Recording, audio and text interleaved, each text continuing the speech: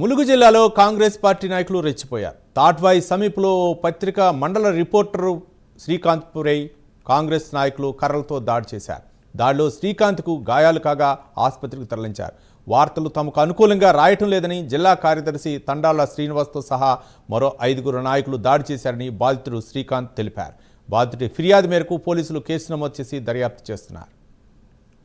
తాడ్వాయి మండల్ పత్రిక ఆంధ్రజ్యోతి విలేకరుగా పనిచేస్తున్నా. అంటే పత్రిక కోసమే సమాచారం కోసం తాడ్వాయి మండల కేంద్రానికి వచ్చి సాయంత్రం 4:30 సమయంలో నేను తిరిగి ఇంటికి వెళ్ళిపోయే క్రమంలో తాడ్వాయి నుండి 3 కిలోమీటర్ల దూరం వెళ్ళగానే నార్లాపూర్కు చెందిన 5 వ్యక్తులు కారులో వెనుక వచ్చి నేను అక్కడ ఫోన్ రాగానే బండి ఆపి ఫోన్ మాట్లాడుతున్న క్రమంలో నా వెనుక నుండి వచ్చి నన్ను సెల్ల తీసి చెట్లలో ఇసిరేసి నా పైన ఇష్టం ఉన్నట్టు దాడి చేసిండ్రు. నన్ను కొట్టిండ్రు, కాళ్ళతో తన్నిండ్రు.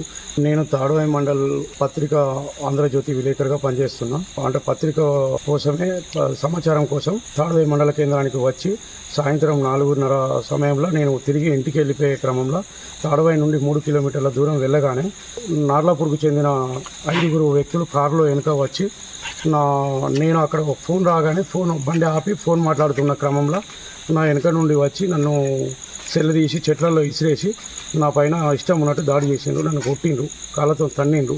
నేను తాడ్వాయి మండల్ పత్రిక ఆంధ్రజ్యోతి